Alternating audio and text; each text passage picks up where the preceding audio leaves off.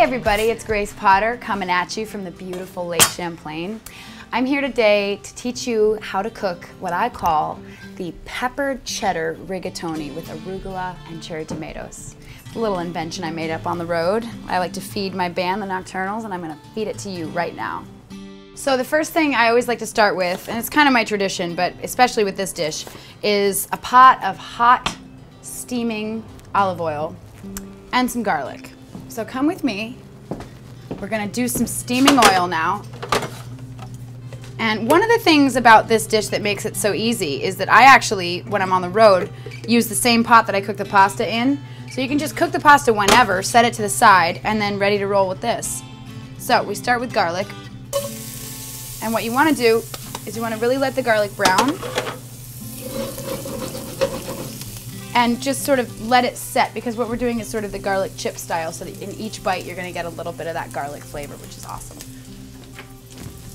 You're going to toss this around, make sure every face of every piece of garlic is getting browned. And you're just going to let this sit for a hot second. We slice this garlic so that they're in little garlic chips, little bursts of garlic flavor for your mouth and your health. Okay, so now that the garlic is browning beautifully, I'm going to add the onions. It's a good foundation to any dish, but especially here, because we're putting so much. This pasta, this rigatoni, is going to absorb all these different flavors we're adding. And I love having onions and garlic as the foundation for a meal like this. And we're going to let this brown for a couple of minutes. Then we're going to add the rigatoni, stir it all together, and let the madness begin. All right, so now that the onions and garlic are properly and perfectly golden brown, we're going to add the rigatoni, we're going to coat it with some oil, and everything else pretty much from this moment on starts getting pretty happy. We're just going to do, oh, we lost our rigatoni. So now we're stirring in the onions and the rigatoni together to make sure that everything is nice and properly coated.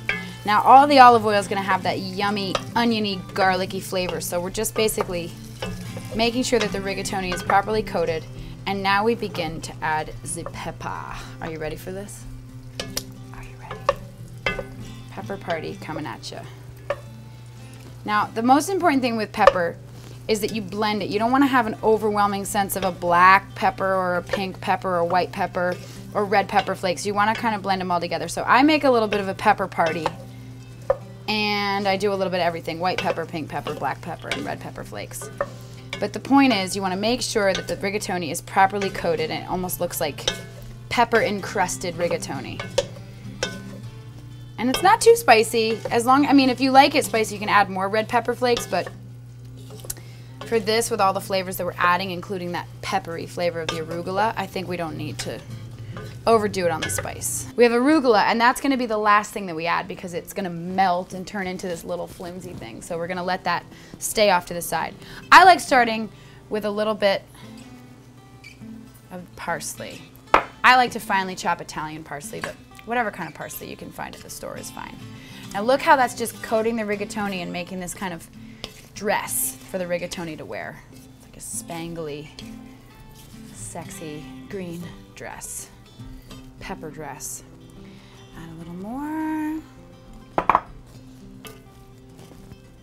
Now the next thing I want to do is I want to properly salt the rigatoni, because salting can go one way or the other. And if you have kosher salt, that's great, but if you have hibiscus salt, that's even better. Now check this out. This is this gorgeous pink, red, deep salt I found in Spain when I was traveling over there. And what this does is it actually dyes the noodles a little bit, so don't be scared if your noodles start turning a kind of a luscious pinkish purple hue.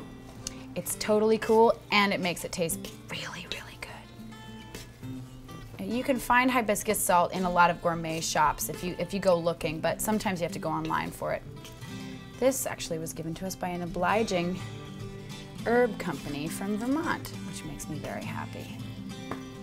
All right, so you can see now that the salt is wants to get evenly distributed. You don't want to over salt it, because keep in mind that the cheddar has plenty of salt in it as well. All right, so now that this is properly coated, we're going to get really into the interesting stuff, including lemon zest. Now, you don't want to overdo it with lemon zest, but you do want to let it really kind of sink into the skin of the rigatoni. The rigatoni doesn't need to be whole wheat, it can just be regular old artisan or even just store-bought rigatoni, and this is just the foundation for all these other flavors that we're adding in.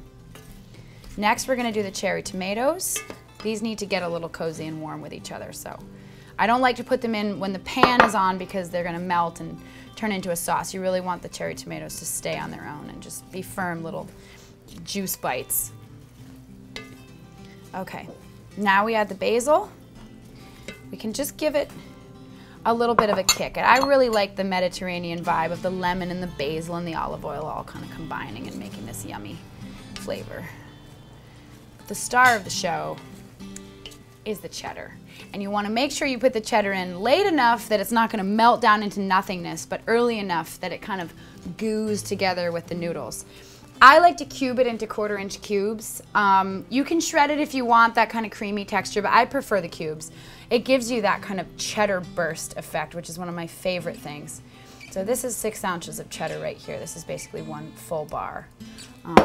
But depending on how much pasta you're making, you can go crazy. You can add more, you can do a little less.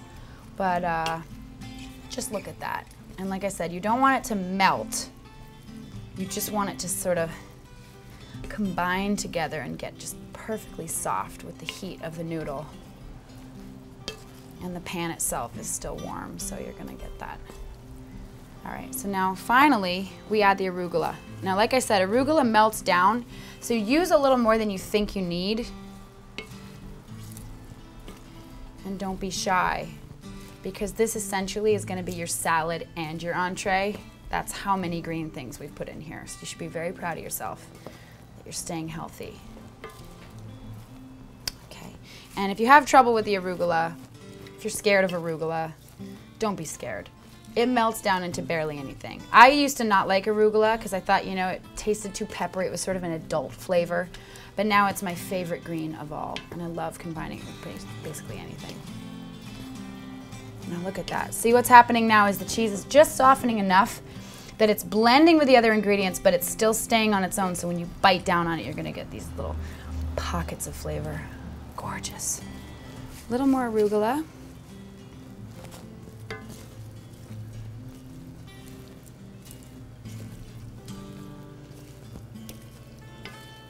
And I like to serve it right in the pot. It's kind of up to the viewer or the party thrower. If you want to put it into a fancy bowl, you can, but I like serving it right out of the pot. So I like to garnish it with a little bit more lemon zest and a little bit more of the hibiscus salt. And this baby is good to go.